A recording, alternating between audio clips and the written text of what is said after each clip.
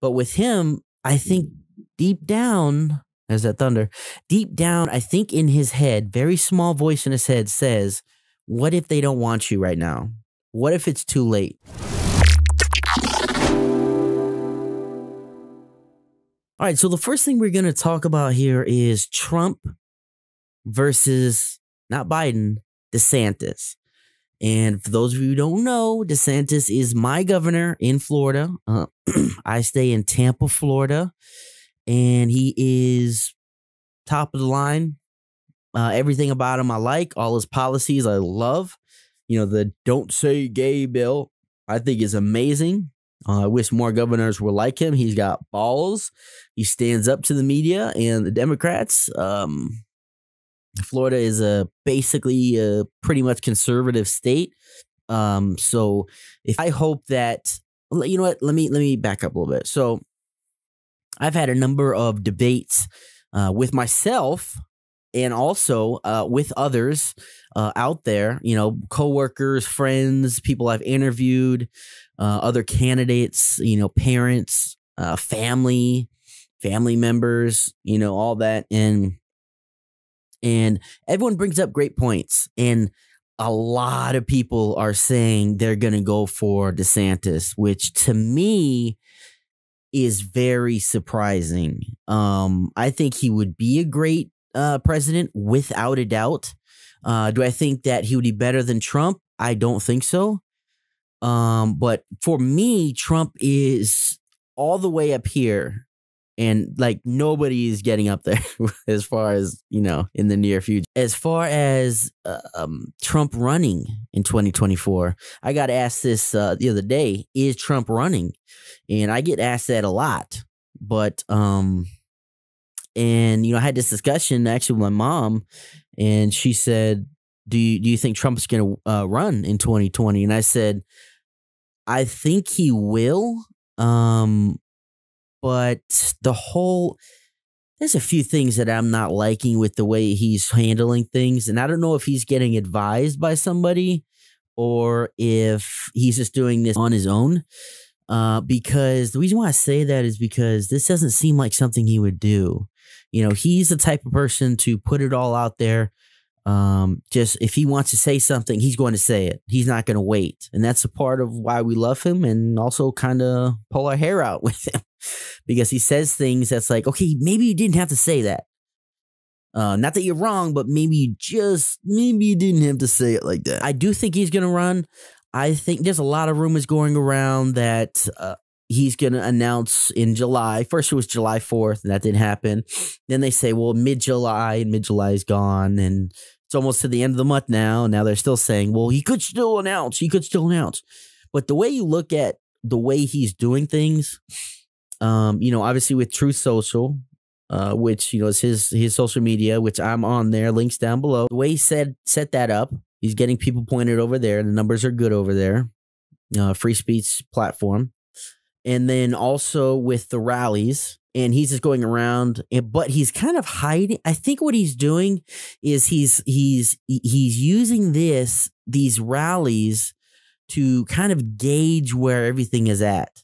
Because, you know, there's internal polls and this and that, but he wants to see, just my opinion, this is the way I would be, he wants to see how his support is right now. Like, because Trump is the type of guy, and I think kind of we all are, if he announces that he's going to run, let's say right now, he just sent out a Truth Social and he is running, 100% running. I think a lot of people would be happy. But with him, I think deep down, as that thunder, deep down, I think in his head, very small voice in his head says, what if they don't want you right now? What if it's too late? I'm a little frustrated with Trump because I understand the Twitter thing because he's waiting probably for Elon to come on officially and yada yada. But man, he's out of the news. He barely uses Truth Social. I mean, this guy would tweet like rampant on Twitter, and that's how he got his word out there. A lot of his supporters, including me, loved it. love that he was just able to put a thought out. Boom. No filter, nothing. Boom. Those are his words, not a staffer, his words. And for whatever reason, he's not doing that on Truth Social. I don't know if it's because of the January 6th crap that's going on in the hearing. He doesn't want to give any fuel to that. But that doesn't seem like Trump. I don't know what's going on, honestly. It's very, very weird because Truth Social has the ability for videos for, I don't know about live stream, but I know videos. And he has a lot of followers on there and gets a lot of interaction, but he's just not pumping out what he should, you know? And it's very strange because all those people are waiting like, what is going on? When is Trump going to, we're kind of waiting for our marching orders in a way, because if he's not running, then I guess DeSantis is the guy who also said he hasn't announced if he's running or not, which I respect because he still has a state to run. And we're still, a year and a half out or whatever it is. So I respect that. I just hope it's soon, man. I do wholeheartedly believe that Trump is going to run. I just hope it's not too late. And by too late, I mean, people are just kind of moved on. We have a rising star in the GOP, in the conservative movement. We have a number, but the star that's just way going up there is DeSantis. So if he's not careful, even the loyals, here's the thing, even the loyalist voters of his may still think, man, let's get someone new in there. And literally, I quote an anonymous source, but I quote, somebody literally told me, no, matter of fact, a number of people told me face to face, it's time to get new blood in there. Those were their exact words about Trump versus DeSantis. And I've even had people go as far as to say Trump's time is over. And to me, I'm going to get into what I think here in a moment, who I would like in between those two. But honestly, man, what is he waiting for? Is he waiting for the midterms? I did an article on this probably 6 months ago, 8 months ago or something. What is he waiting for? One thing is, and this is what I told my mother, about, and she asked what I vote for him. And I said, absolutely, wholeheartedly, I would. Granted, if, now he comes out, he's, I'm a fucking communist. I just hate giving my blind support to someone. But if he has the same motivations and same policies and same stances, of course, I am going to throw everything I have behind him to get him elected. Yeah, so is he waiting for the midterms? Which is, I think he might be waiting. That's the only thing I can logically think of, because maybe he's like, why am I going to spend this money and all this energy and do all this stuff again if we don't get true conservative patriots in there and not only take back the House for Republicans, but get people in there that are going to actually do something. We'll hand them, look at this, we have a big stack of election fraud proof, not allegations, proof. And they'll say, yeah, but it's just time to move on, or man, where's the evidence, man? It's like, dude, go to hereistheevidence.com. There's the evidence. Boom. Okay. And you don't, I'm not going to get into this whole thing of the 2020 election, but oh my God, it's just amazing. People are either ignorant as hell or they have an agenda about the 2020 election. And I'm going to leave it at that. But, if we don't get people in there that can actually change these laws about, ballot stuffing and harvesting and, all this sort of crap, voting multiple times and dead people voting and, just all this nonsense. That's just it's not necessary. Be there with your ID before the polls close. And that's it. That's it. Very, very Simple. None of this, millions and a billion fucking mail-in ballots that can't be confirmed and don't have signatures. We're going to go ahead and accept those. All right. Look, man, none of that. But ultimately, that is why I am doing everything I can to help elect good conservative, constitutionalist, populist people into Congress. And, it gets frustrating. I sent a tweet out the other day on all my platforms, all the social links down below. But, man, it's aggravating to see, you have people all over social media who are conservatives and Trumpians and all that. And they're like, man, we got to do something about election fraud. We got to do something. We got to do something. We got to get these people elected. And then I ask him, like, so what are you doing to get them elected? Like, what are you doing to help ensure that we elect true patriots in there, not rhinos and Democrats? And they're like, well, we got to do something.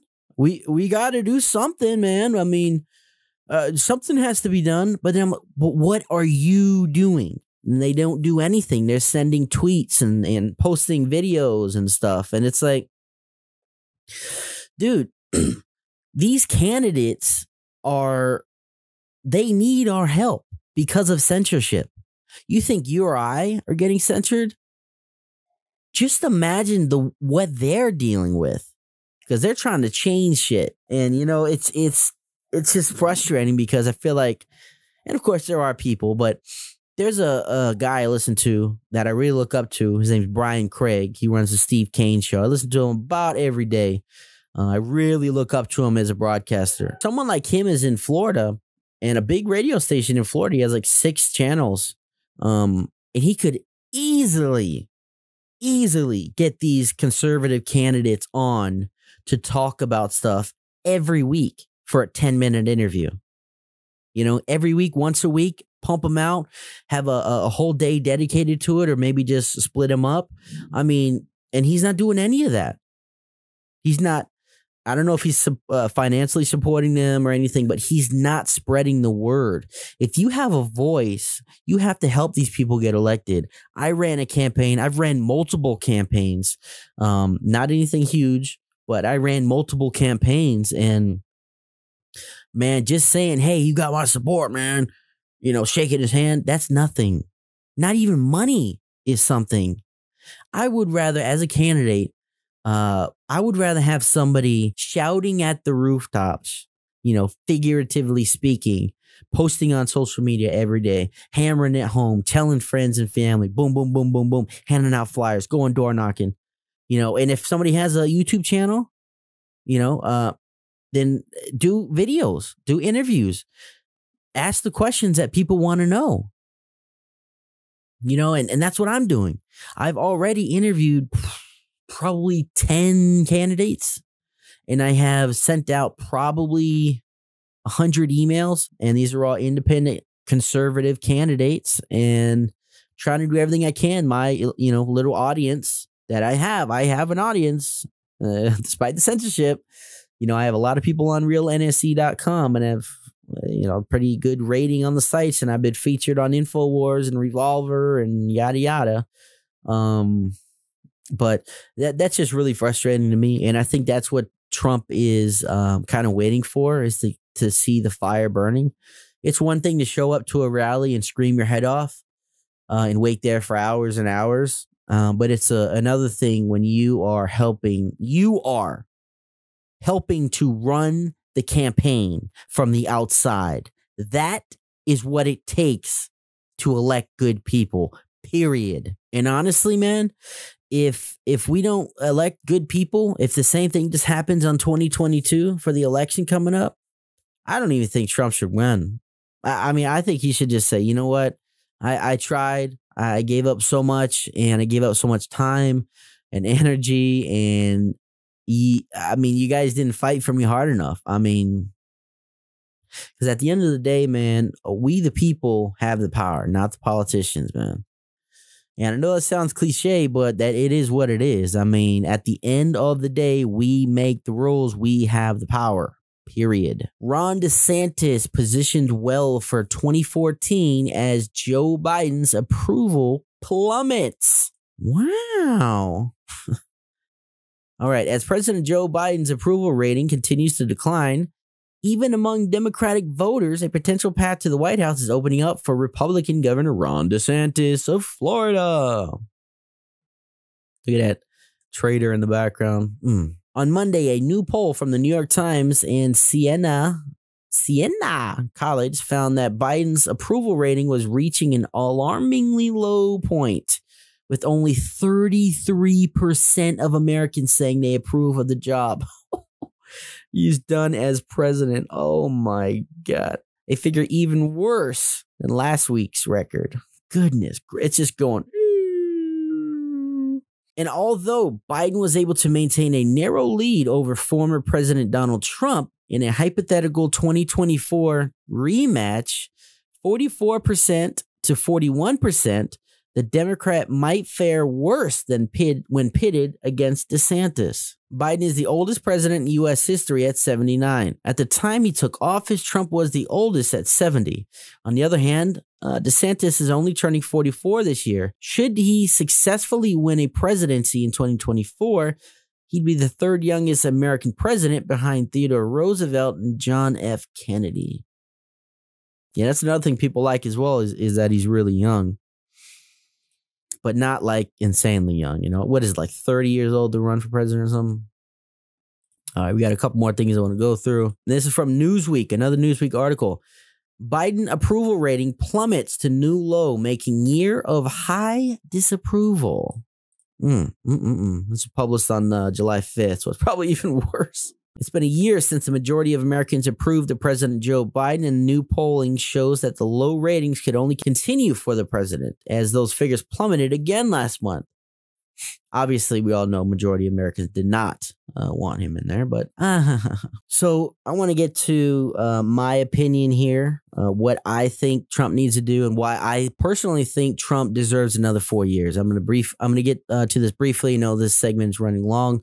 Want to get to a couple other things, and including the Bannon conviction charges or whatever.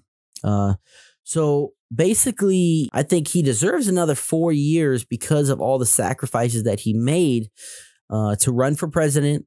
And wholeheartedly, I believe he did that not for fame or to his legacy, only that, but also to really help the country. And you can't deny he did. There was a major upswing in basically everything. Energy independent, it goes on and on. I'm not going to get into all his things, but just, them already.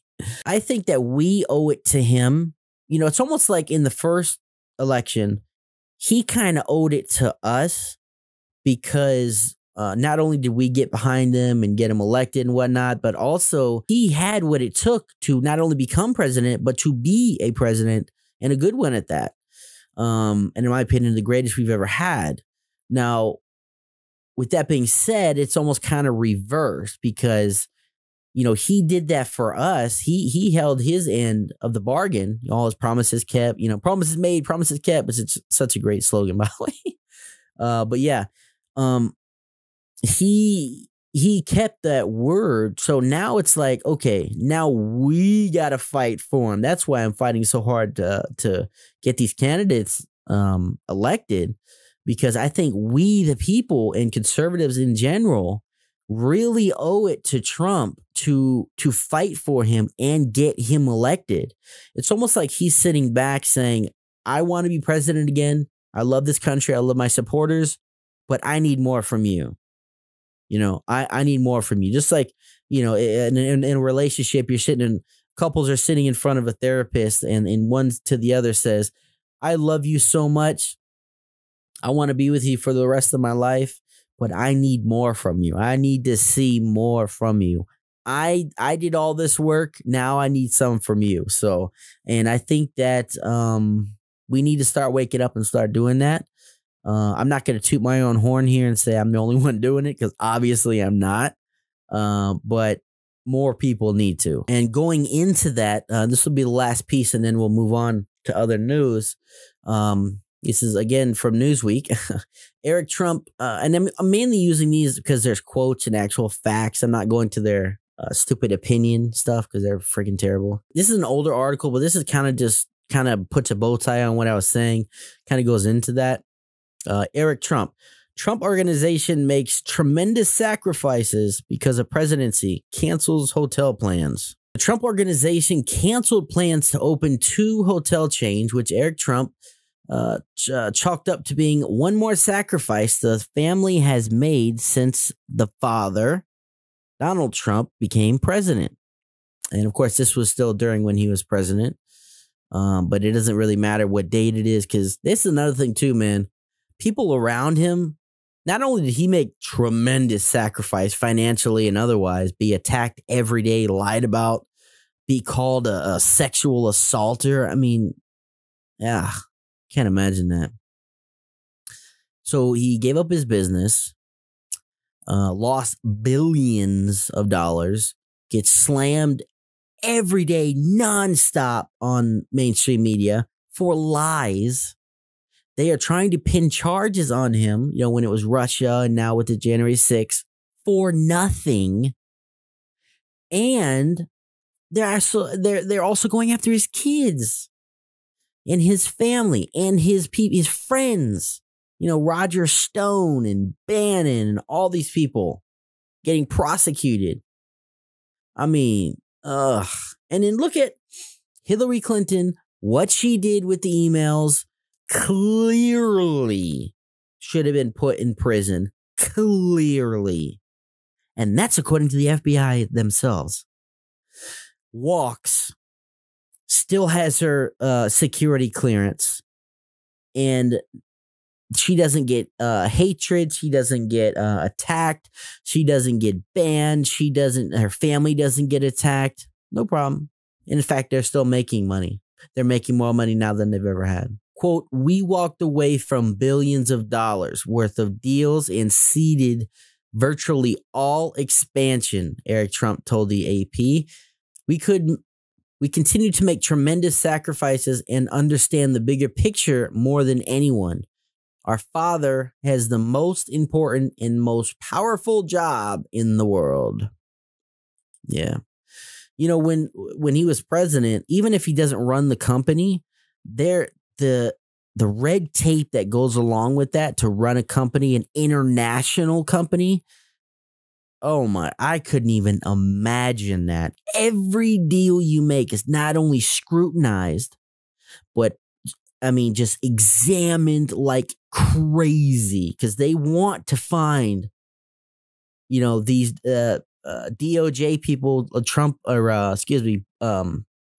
Obama leftovers back when Trump was president, and you know, Soros back, attorney generals. They want to find stuff to arrest him and say, oh, look at this, you conflict of interest, you violated this act and that act. But man, can you imagine that? Can you imagine going to work and not only having your boss, but your boss and your boss's boss watching everything you do?